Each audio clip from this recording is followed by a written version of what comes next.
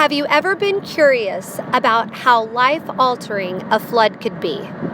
A catastrophic flood could change your life in the blink of an eye, just like it did in these three young adult literary works of art. Newbery Honor author Rodman Philbrick presents a gripping novel about a 12-year-old boy and his dog who become trapped in New Orleans, titled Zane and the Hurricane. In Zane and the Hurricane, it highlights Hurricane Katrina, and Zane Dupree is a charismatic 12-year-old boy who is visiting a relative in New Orleans when Hurricane Katrina hits.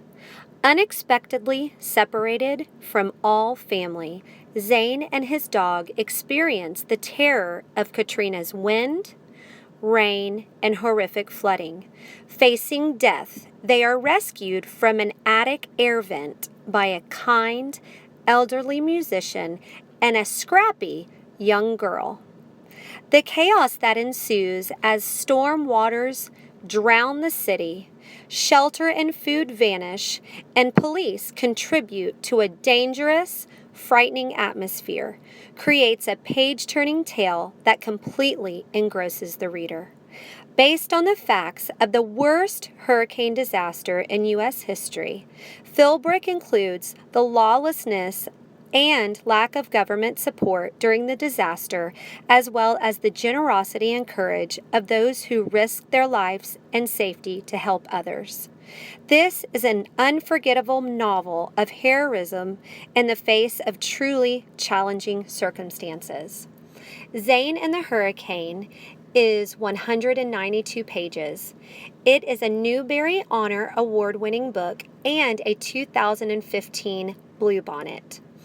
I give it 4 out of 5 stars and highly recommend anyone reading it. The next book is titled Exodus by Julie Buntanga.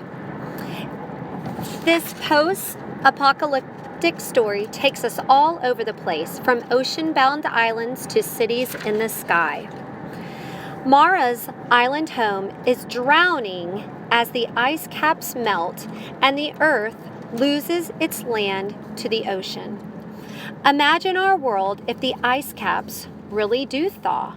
What would it be like? What would we do to survive when we see the ocean creep up to the places we love? In Exodus, the cities and land that we know are now deep underwater, and in commencing chaos, Mara's ancestors settled on the tip of the island wing. As yearly storms rage and the water rises, her community realizes that soon there will be nothing left.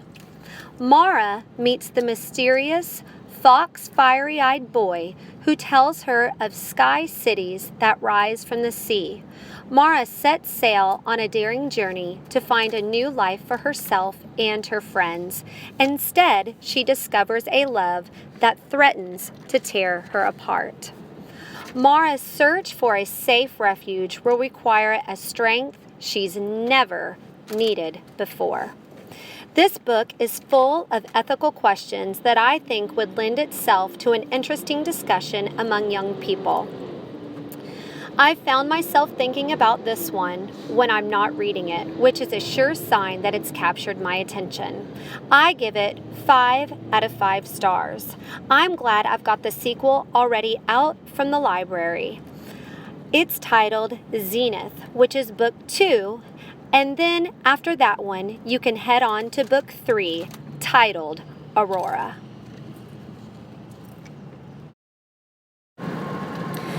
The next classic novel, Three Rivers Rising by James Richards, uses poems to explore a cross-class romance in yet another tragic flooding event in U.S. history.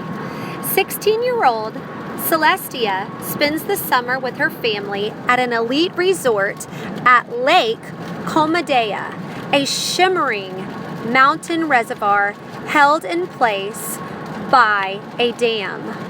Tired of the society crowd, Celestia prefers to swim and fish with Peter, who is the hotel's hired help. It's a friendship she must keep secret, and when companionship turns to romance, it's a love that could get Celestia disowned. These affairs of the heart become all the more retching on a single tragic day in May in 1889. After days of heavy rain, the dam fails, unleashing 20 million tons of water onto Johnston, Pennsylvania, in the valley below, the town where Peter lives with his father. The town where Celestia has just arrived to join him. Three Rivers Rising is a wonderful poem that explores flooding in the 1800s. I give it 3 out of 5 stars. It's 304 pages that you will surely enjoy reading. Thank you for joining my book talk that connects 3 amazing young adult literary works of art through catastrophic flooding. Happy reading, friends!